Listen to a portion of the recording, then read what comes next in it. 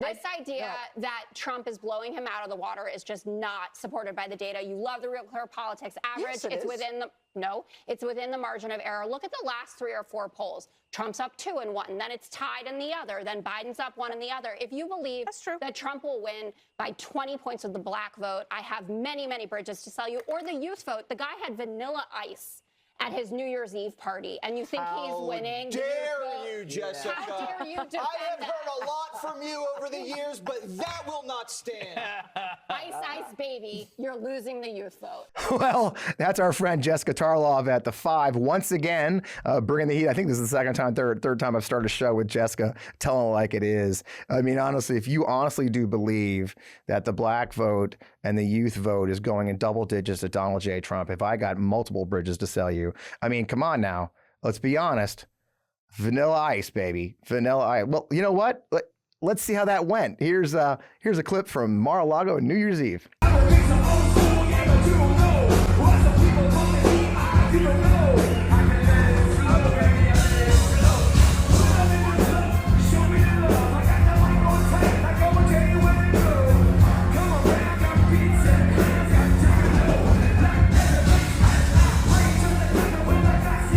Cool. I mean, that was something, right? You know, and we've been all kind of mocking that whole thing about how ridiculous it is, right? I mean, that was the big guess is Vanilla Ice, and straight from 1991. But I tell you what, the Trump campaign, the Trump family is positive. They've got the winning issue. They got the winning coolness. Matter of fact, here's Laura Trump on her podcast talking all about just how cool it was, and you should have FOMO because you weren't there. Vanilla Ice, forget it. Ice Baby, Ninja Rap. Like, what do you want from us? We're doing everything super cool at Mar-a-Lago, and I loved it. It is a great time, like 700 people there. Of course, the greatest president in the history of the country there. My father-in-law, Donald Trump, was there with my husband. We had a great group of friends. We had an awesome time. Yeah, you know, they had it all. They had Vanilla Ice, and they had a Ninja Turtle, and 700 of Lara Trump's friends at Mar-a-Lago. I mean, you really missed out, folks. And that's their winning message right now.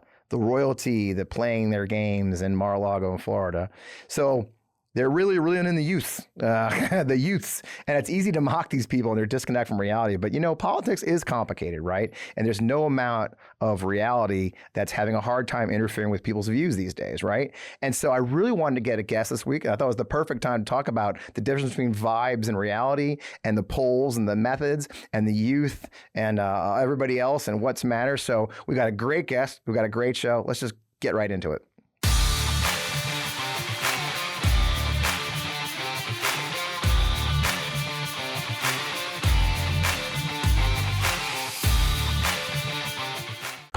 Oh, man. Welcome back. Welcome to the show. Welcome to 2024. I am your host, Fred Wellman. Still, I was when we went into the music. Man, as you see, I'm recovering from my COVID bout. I appreciate your patience with that last week. This is messed up. You know, last week when I did that show and I did the video from home and I was like sick and coughing, that was our biggest show. So I don't know if that's y'all or me, but, you know, I appreciate you folks, and I appreciate the Meidas Mighty for giving me support when I needed it. And thanks for watching the show, man. 250,000 of you showed up. I'm glad to have you back this week. As you know, we come on Friday night. Make sure you like, subscribe, and say hi. Love talking to you guys, and I appreciate your support. It's just amazing. Let's get into 2024. You know, look, this is our first show. Guess what, folks? It's officially election time. It's the election year. It's 2024. A lot of issues going to come up. We're going to talk a lot about preparing our democracy for what's coming.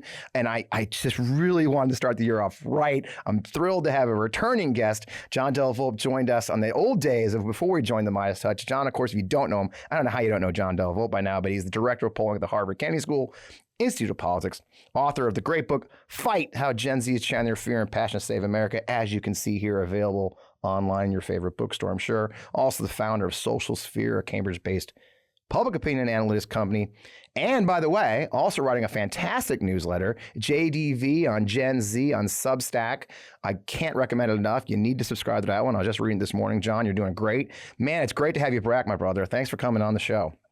It is so great to be back. I'm so glad you're feeling better. Thank you. Thanks for having me, Fred. Let's go. Let's do it. So, I've been, we opened the show with a clip of Jessica Tarlov just absolutely bashing her friends on the Five on Fox News about the idea that somehow Trump is taking over the black vote and the youth vote from Biden, right? And which is just patently ridiculous. And when I saw, you actually tweeted out a very good summary that actually seems more accurate, that the assessment that a lot of people are starting to see now is there's actually a massive rise in don't knows, right? It's not necessarily a flood from a candidate. It's not a binary choice. You were talking about that the other day.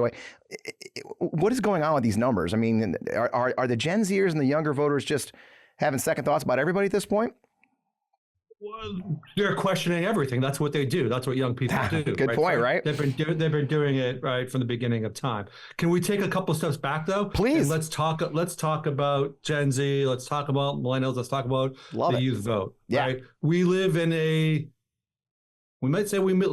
democracy today because of them. And the reason I say that, Fred, is because if not for younger people under the age of 30, under the age of 40, Gen Zers and millennials, I have no doubt that Donald Trump would have been reelected in 2020. Yeah. Donald Trump won the vote of everybody in the 40, 50, 60, 70 age brackets in Arizona, Michigan, Pennsylvania, Wisconsin, and Georgia. And it was the younger people in each of those states, specifically the teens and 20-year-olds who supported Biden by 20-point margins in each of those states that were responsible for flipping those 5 states from blue to red. So just like that's how important this cohort is. Yeah. As we know, it's a key kind of constituency to Biden's reelection campaign with young and Hispanic, African American folks across generations as well as women. So it's just really important that we recognize that.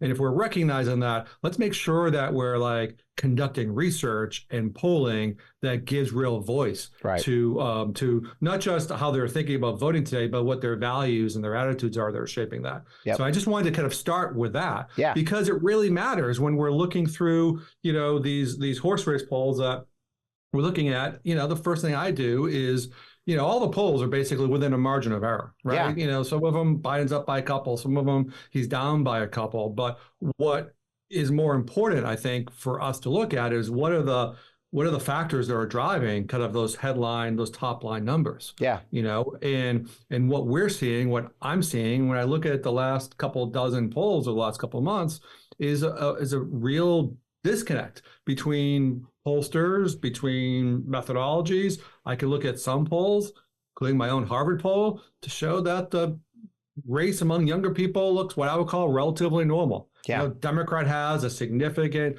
double-digit advantage, however we cut it. The CBS YouGov, the Economist YouGov polls show very similar things. These polls are quite accurate in the last cycle. I look at other polls. Most of those other polls were, conducted as some telephone methodology, and there's a lot of different kinds of telephone methodologies. But look at some of those other polls, and it shows that there's a toss-up supposedly between Trump and Biden, or in some cases Biden's up by a couple or down by a couple. Yeah.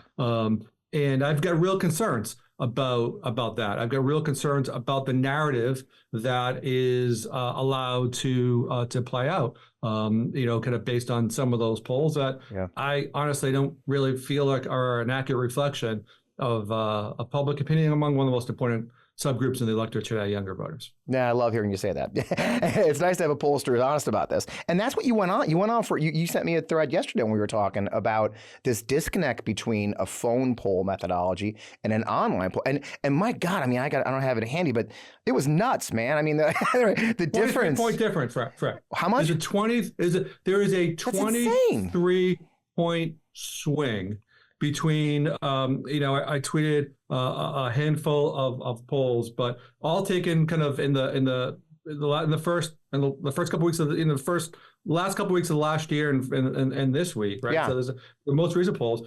There was a 23-point swing among just younger people, and what was interesting about this, which is obviously impossible. Yeah, impossible. Right. Impossible. But when I looked at those same exact polls from the end of 2020. Yeah. Okay. There was a much more narrow gap. When we're looking at these subgroups, they're small subgroups. There's a couple hundred people. Yeah. Okay.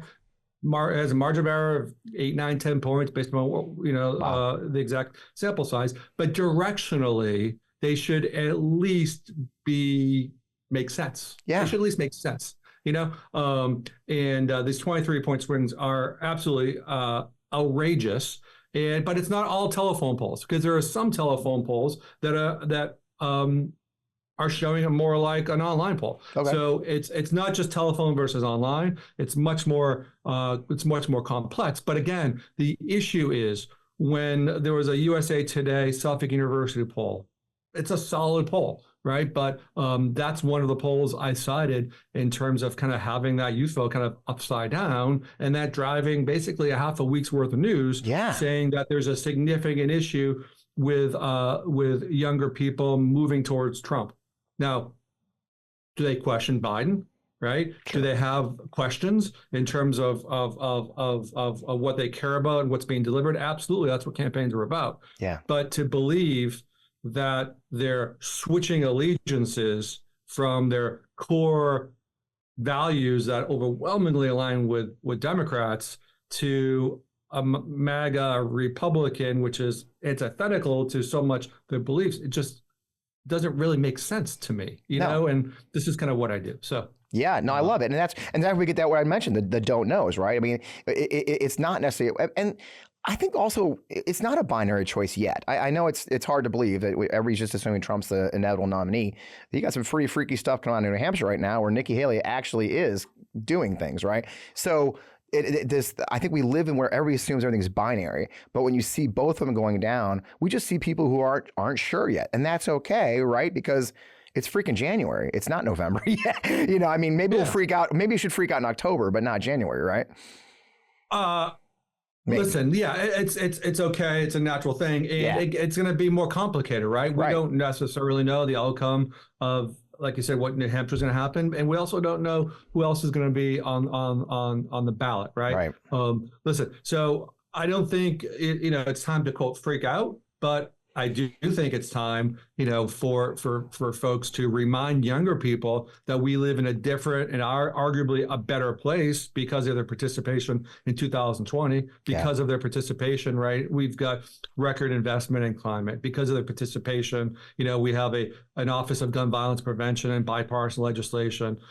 Because of their participation, we have the first African-American woman in the Supreme Court. So this matters, and they need to be reminded of this, I think, constantly, and not just wait until October when it's time to freak out. It's a process, of course. But I do think they're in the soft camp, undecided, still looking, still thinking about really kind of what's at stake. Yeah. And how does that compare historically, John? I mean, you've done this for a couple of days. Looking at, say, the 2016, looking at 2012, is this a place where we've been before, or is this unique? Well, so as you said, it's been over 2 decades since I've led the Harvard Youth Poll. So we've got a significant amount of data. So I think the survey that we released, the last survey, we do this twice a year with our undergrads, surveying a few thousand, not a few hundred, a few thousand 18 to 29-year-olds across the country. Wow. And basically what that showed is, however I cut it, younger adults, registered voters, or even the more likely voters, there's a solid double-digit lead for the Democrat, for Biden, in a two-way race, and he's doing. It's a little bit more complicated, but he still performs quite well in when we show independent options as well. So that looks as you would expect it to, given the last couple of cycles. What I'm actually more interested in looking at now is not the enthusiasm for voting for Biden or for Trump or whatever, but I'm really interested in who is invested in government, who has faith that the system can work and is therefore likely to participate. That's what I'm really interested in, because it's the combination of a series of progressive values in the last handful of years, record level settings of participation okay, that has kind of both blunted the red wave from, a year and a half ago, and was the force, I think, one of the major forces that led to Democrat success in 18, 20, as well as 23. And at this point, it looks like there's a fewer number of younger people tell us they're likely to vote in 24 relative to 20. 20 was the high watermark, Sure. right? But that's kind of what I'm really kind of focused on. And that's when our students come back to campus in a couple of weeks, that we'll begin to really kind of dig into that as we prepare for our next poll this spring. And something I pulled from it too was a discussion that I thought was interesting about the difference that you're seeing a gap, though. Is it a sort of pronounced gap between college educated and those who are taking college courses versus those who have no college education and youth vote? It seems like that's a much, it's growing a bigger gap than you expect. Is that accurate to say? Because it was a pretty significant difference between those who have been to college and those who haven't at this point. Yeah, absolutely. And I'm as guilty as anyone talking about, quote, the youth vote as a block, or a monolith, right. As a block. Right. Not necessarily the case, of course. And especially one of the big lessons, I think, from 22 is really looking at some of these individual segments. One of the more important ones, as you said, is those with a college experience, whether they're a student or a recent grad. When we look, for example, in 2020, in the last presidential, young people on college campuses voted in most cases at close to the level of the average American, level participation which is 60+%. Yeah. Right. So overall, 2020 was the first time where a majority is 50, 51, 52% of eligible young people voted. But again, you add 10 points to that person has a college degree, experience in classes, et cetera. And, that's partly because of how important the issues are today and the urgency that they feel, but it's also, I think, due in large part to like the tens of millions of dollars of investments that so many, independent as well as partisan groups have made organizing college campuses. You can really see the impact of all those years of investments going over, as long as I've been doing this, a couple generations now. But how do you capture those who haven't been to college, those who've gone into the workforce, those who are working in, delivering trucks, delivering packages? Is that a concern, though, that in our efforts to focus on campus organizing and high school organizing, et cetera, are we missing, is there the danger that we're going to miss the youth that isn't in those places? It's one of the more challenging groups to reach, right? To reach and to connect, and those are also the groups, right, that are less connected to institutions. They've got less trust in institutions, right? Less able to, I think, kind of trust what they hear, from other messengers. So, you say quote unquote kind of social media, but it's much more than like tossing up a tweet or a post or a video, right? Yeah. It's really about understanding these communities, podcasts like this, right? Yeah. And really having kind of a completely different view of where young people are spending their time,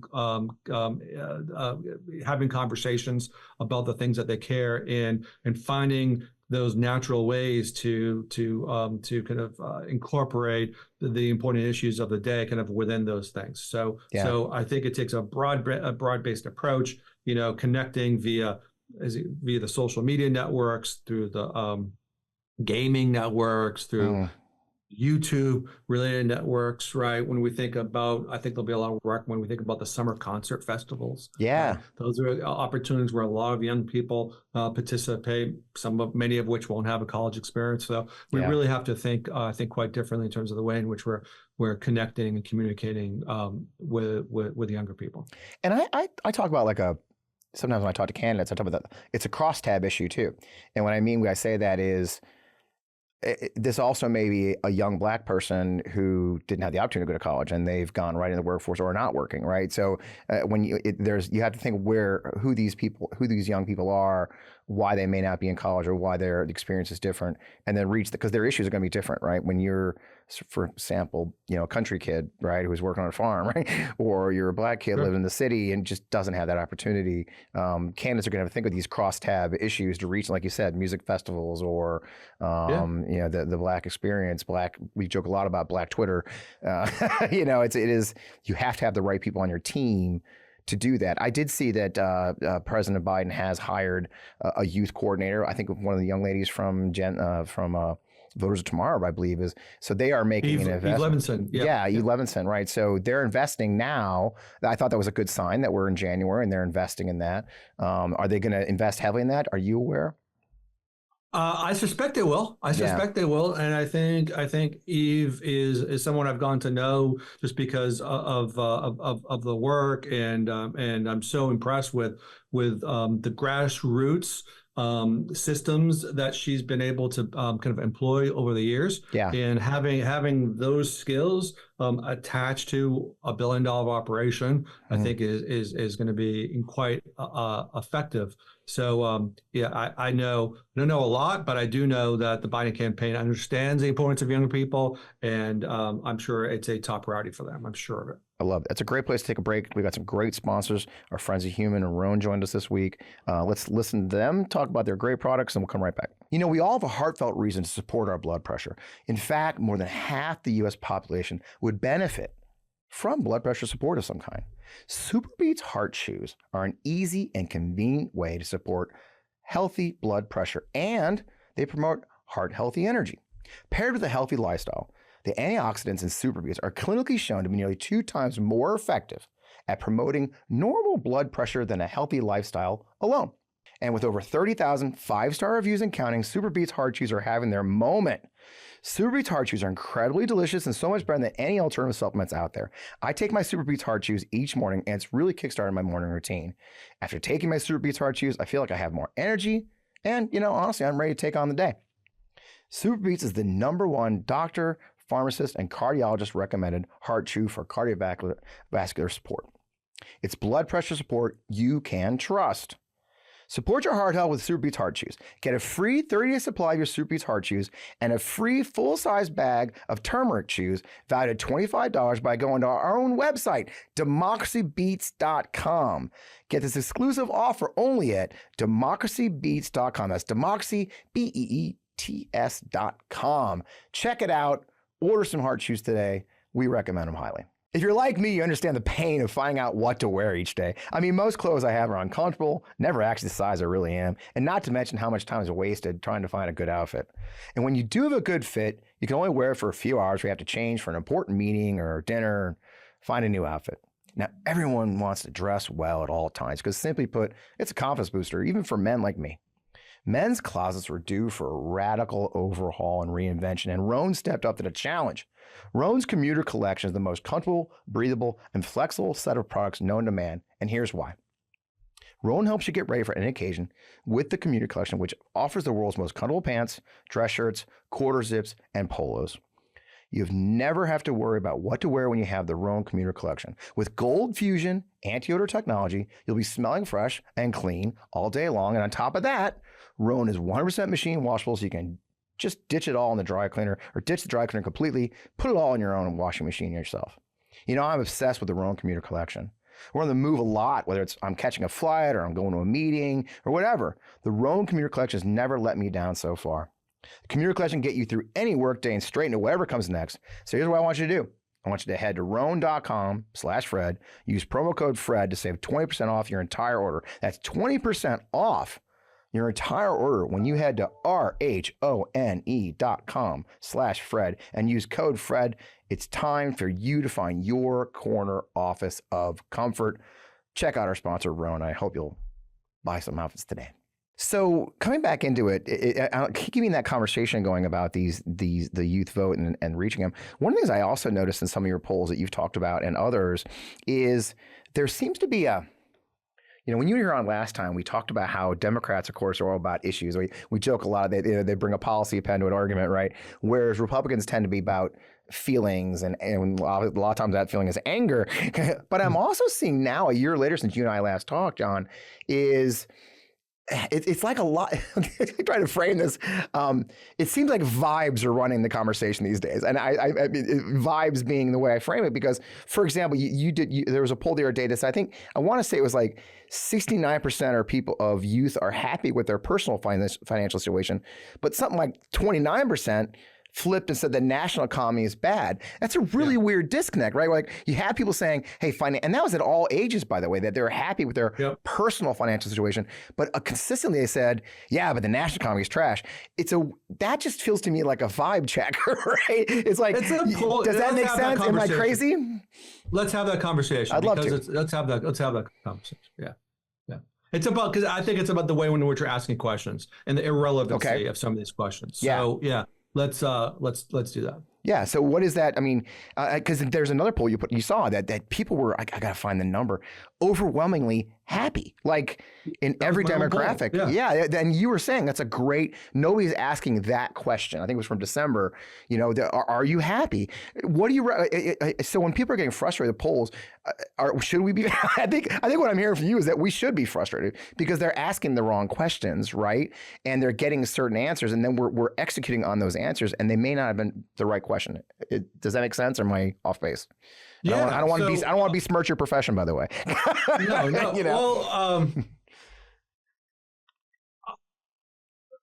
anyone can ask any question. Okay, all questions are pretty much most all questions are good questions, right? But it's what you do with the answers to those questions, right? That matters. So and how predictive those questions are to someone's actions. Yeah. Okay. So we have literally decades and decades of asking questions about are we on the right track or the wrong track, or views about the economy or a variety of other things, right?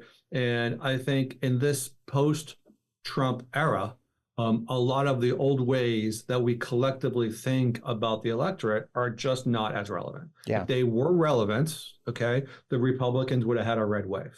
Yeah. Okay.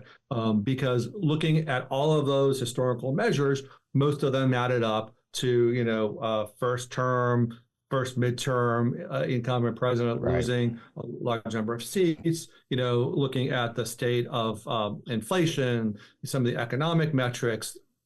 That's why I think, so many folks who might have gotten 2022 wrong, we're looking at those numbers, okay, rather than the right polling questions, okay? So when we talked, kind of before the break about some of those slicing those subgroups of African American or the folks who live in rural areas, it's all about actually listening.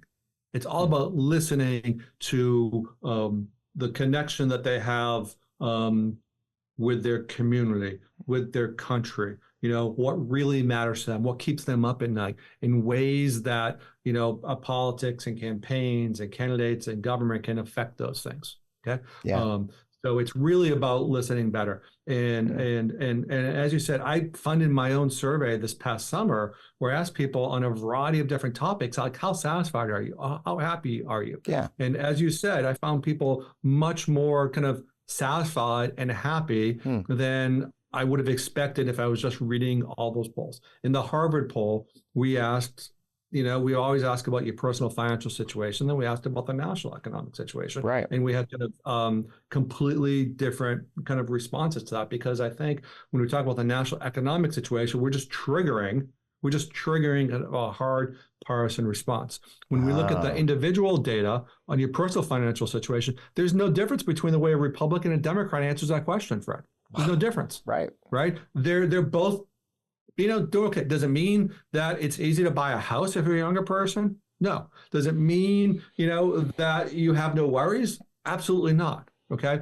But we just have to, I think, constantly listen to people and incorporate the ways in which they're living their lives, the questions they're having, the conversations they're having across their communities into the polling narrative, so we can have a better reflection of what people really think when we remove our partisan hats. And I think it's a really important topic that doesn't get enough attention when pundits are looking at and trying to discern where public opinion is headed based upon the daily polls. Oh, that's fantastic. I love your perspective.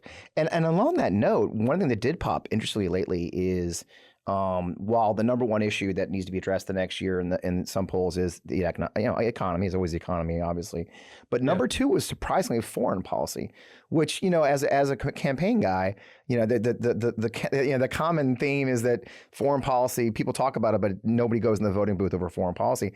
But I think you expressed surprise that that's a really weird place. Is that Gaza or is something else going on? So a couple things on that one, right? In terms of my personal perspective, economy is often number one. Yeah. Right? But it's like, where is it, Fred? Like, a third, based upon it as a question, right? What's the top issue or whatever, right? It's like 30, 35%. Yeah. Okay, Fred, that means that 65 to 70% say economy is not the top issue. There's something else. Yeah. Okay. So we always focus on the economy. Economy is of course, extremely important. Yeah. Extremely important. I'm not saying it's not. Yeah. But let's also give some respect to the other 70% who have other issues that they really care about. Yeah. Right. And listen, and I think foreign policy has played a far greater role in determining public opinion than we appreciate in recent times. Yeah. Okay? Ask the White House, the effect on polling after Afghanistan. Okay. That we can clearly see the dip in approval ratings. Yeah. Okay. After a foreign policy. Now that's a challenging thing because overwhelming number of Americans supported the policy, right? Yeah. But that is the point where I think the polling really changed. That's a foreign policy event. Yeah. Okay. It just is, right? And I think you can see some there are clearly some threads. Again, in my polling from Harvard, which is a couple thousand people, it was taken in late October, early November. But there were clearly some threads of discord among younger people concerned about the White House's response to Israel and Gaza. Yeah. Again, it hadn't really affected the top line at that point vis-a-vis Trump. That was in the relative early days of that conflict, and we'll see. But I don't think there's a question, Brad, that our role, that Israel's role in the Middle East over the next year is going to have an outsized impact on this campaign, specifically among young, independent-minded voters thinking about politics and government and their choices for the first time. I don't think there's any question about it. Yeah, it's even more so in Ukraine. I think it's much more visceral to Americans. Our relationship with Israel, our relationship with the Jewish faith is such a unique one. And then of course the feeling of and we've talked about when you were previously on the show about how and I know that's a great place to go to the book. One of the things I loved about your book, and we talked about last time, is how I remember you talking specifically, and I actually highlighted a lot, John, so I hope your ears aren't burning, but the idea that this generation, this younger generation, when they go into the voting booth, their community is much larger than ours was as kids. Mine was as far as my 10-speed bike would ride. Their community literally is someone in Germany. Their community is someone, their auntie who is gay and is losing her rights, or their friend in Texas who can't get an abortion anymore. That this younger generation is much more of a connected community. And so I do think that the plight of the Gazans right now especially is really affecting their view of the larger world. Is that accurate? Is that dovetail into what you said in Fight? 100%. 100%. There's like this, seems like this ingrained sense of empathy in protecting the vulnerable. We've probably spoken about this before. Yeah. And by definition, right, younger people are among the most vulnerable people in society anyway. Right. But again, carrying that with them and protecting, as you said, right, that young woman in Florida who has to leave her family and her home and her job, right, because she's concerned if she gets pregnant, she may not have reproductive health care. I hear that quite often in focus groups and other settings with younger people, right? Voting for those people and all the other people in society that they fear are losing their rights, right? But again, the situation in Gaza is less about losing rights and it's more about losing their lives, right? And these are, of course, thousands and thousands of innocent young people. And it's happening in real time, of course, seeing the images both on their phones and through television, et cetera. It reminds me of the images after, among many sets of images, but it reminds me a lot of the images the days after Memorial Day 2020, when George Floyd was murdered in Minnesota. Right. Yeah. Yeah, it's the same thing. And so it is the election year, and we're going into that, and there's some wonderful, and by the way, if you're a candidate for office or a campaigner and you haven't read Fight, there's certain books I always tell every candidate that I work with when they're running. I was like, here's your library, here's your list of books you need to buy and read. The Campaign Manager is a classic, right? How to run a campaign. And then of course, Fight is a big one, because how we talk to our youth, how we energize them from high school up, and in every district from state senate to Congress, of course. So as we go into this, what is you as a professional who's been looking at this for 20 years, what should candidates be looking at in these days as we go into the election year? What should candidates be looking at? What's going to motivate these young voters to their side, be it whatever it is? Because frankly, we have people who watch both sides. But from your experience, if you could give some advice to a generic candidate, what would your advice be as far as their approach to this cohort? Thank you for the opportunity for that question. Unlike some of the other groups we talked about just a little bit, right? Rural voters or even African-American voters. The thing with younger people they're in every district, right? And in every state, at every level, whether you're running for the state senate, for the town council, for Congress, Senate, presidency, et cetera. So like the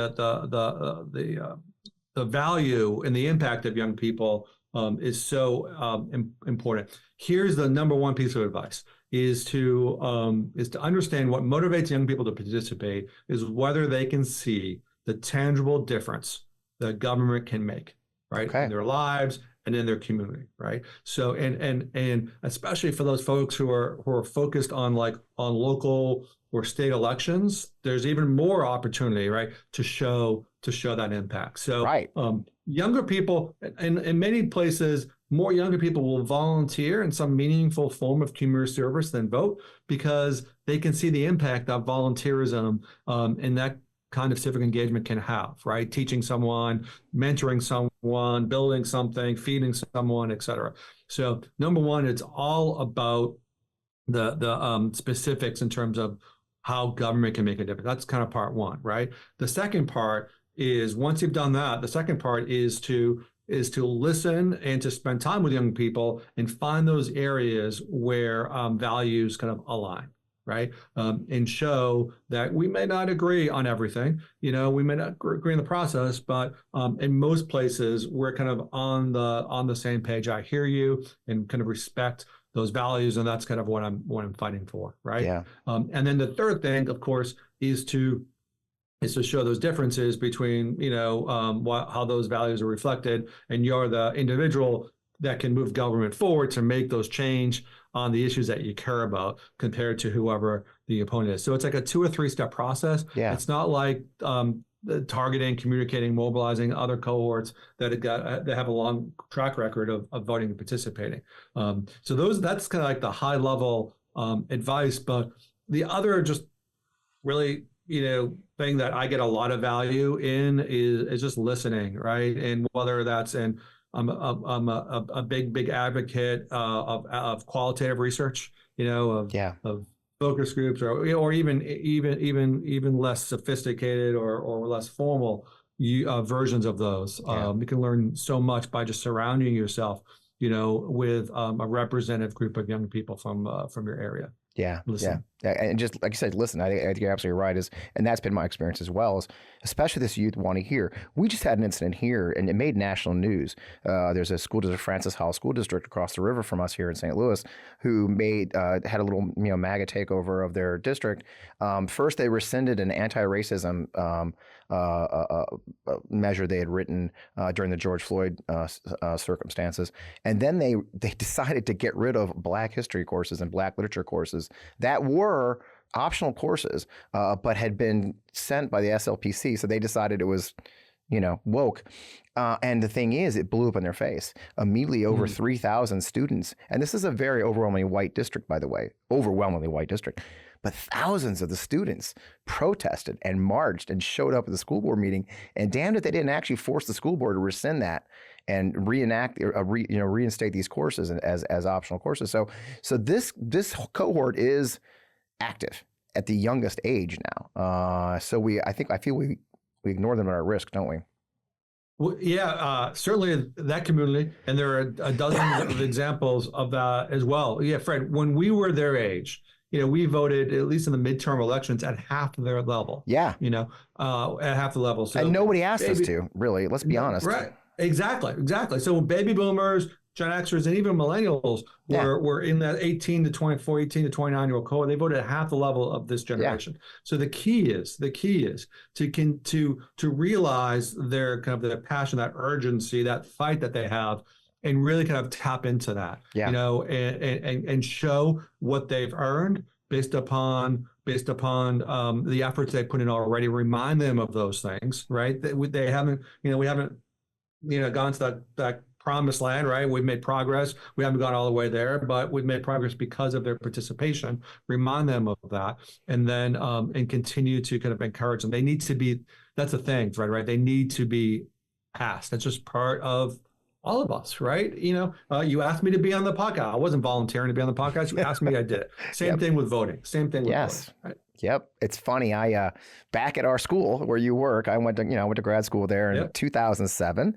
I took a class from Steve Jardin, pretty well known campaign manager, and Steve's class was on how to run for office. And one of the most poignant things he told us that stuck with me for years was how important it is to get your candidate to ask for a vote. And people kind of looked crazy, like, no, you'd be shocked how important it is for you to look someone dead in the eyes and say, I need you to vote for me. Will you please give me your vote? And that was 20 years ago, right? And it's as important now, and you're right. And it's funny, while you were talking, I said it offhand, but I don't remember anyone doing outreach to me at the age of 18. Now, mind you, I was in the Army, but still, I never heard any kind of in 1980s of reaching out to youth and getting us to vote. We were just expected. But you're right. It is going to have to be a concerted and directed effort to reach out to this cohort and bring them into the fold. Hey, that's why we started the poll 20-something years ago, right? Because that wasn't happening, right? Yeah. And thankfully, there's been a lot of attention on this in terms of value, so it's easier. We're making it easier. We're telling you what they think about, what they care about. And there's been tremendous, investments, by individuals and by the parties over the last couple of decades, by campaigns to do that. And we can see the effects of that. My shorthand, basically stolen from Deval Patrick's campaign for governor of Massachusetts. Yeah. Identify, empower, and then ask, right? And that's really kind of the key. Identify these cohorts, specifically young people, empower them, let them know that you're here, you're listening, but then ask them to do something, not just vote, ask them to help you organize, to raise money, to do all the things that are necessary to give energy to those campaigns. Show up. Just be there, be active. I love it. Do your job. Yep, that's it. Well, John, man, I could talk to you for an hour or two. Obviously, it's always a joy to talk to you. I did kind of plug it top. Where can people find you, brother? Great. All of our Harvard data is at IOP on the Harvard IOP website. Yep. At socials, my social sphere website, Della Volpe on Twitter or X, Della Volpe on Instagram, and thank you for that plug of that Substack, JDV on Gen Z. I love it. It's one of my must reads, and I get a lot of Substacks now. I write my own, not enough, by the way, but yeah, it's always great insight when you're yours, and I really appreciate it. Recommend to my candidates and everybody. So, John, man, keep it the fire, brother. I really appreciate your time.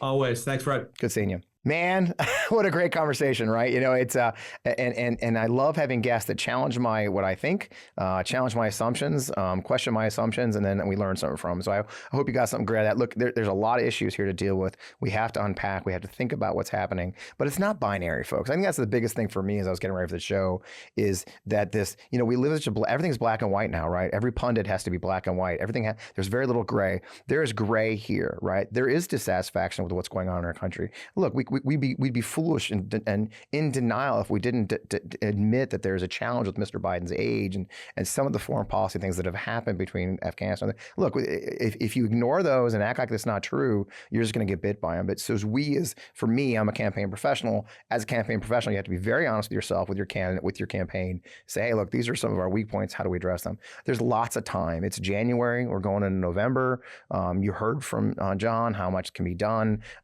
we as Americans who understand our democracy, the need to support our democracy, can do a lot of things and get involved in a lot of ways. Look, your state, local races need you right now. The real democracy, as my friend David Pepper calls it, the laboratory of democracies at the state houses.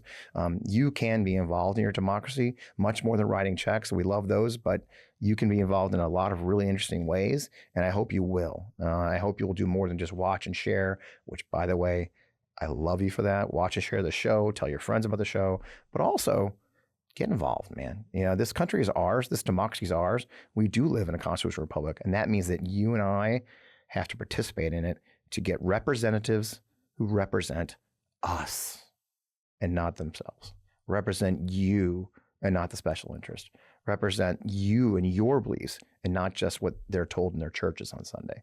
That's up to us. So I still feel strongly what I say to every time. We are winning. We're on the right path. We're doing the right things. We've got great. The economy is doing much better than it's been in ages. Now the hard part comes. The work to actually win, right? So you can win a battle and lose a war. We don't want to win all the battles and lose the war. The war is coming. We're in it.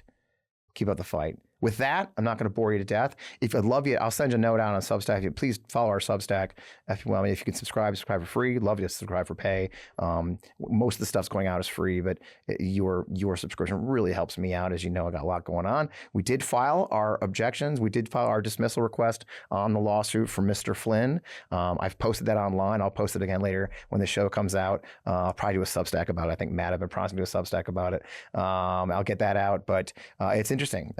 My lawyers are incredible, and they ain't playing. And so if you want to check out what's going on with that insanity with Mr. Mike Flynn trying to sue me for 3 tweets, I welcome you to check that out on my social media. I think it's pinned to my X, pinned to my Threads. By the way, if you're not on Threads yet, and if you are on Threads, I would love you to follow me there. I'm spending a lot more time on Threads these days for a million reasons. I'm enjoying it. It's still got some bugaboos to work out, but I do enjoy being on there. I'm FP Wellman Official on Threads. I'm also FP Wellman Official on Instagram. I'd love some more followers there. And then, of course, as always, we're on X/Twitter as FP Wellman. In the meantime, have a great week. I hope you're recovering well from the holidays. I hope you had wonderful holidays. I did, in spite of getting a little sick.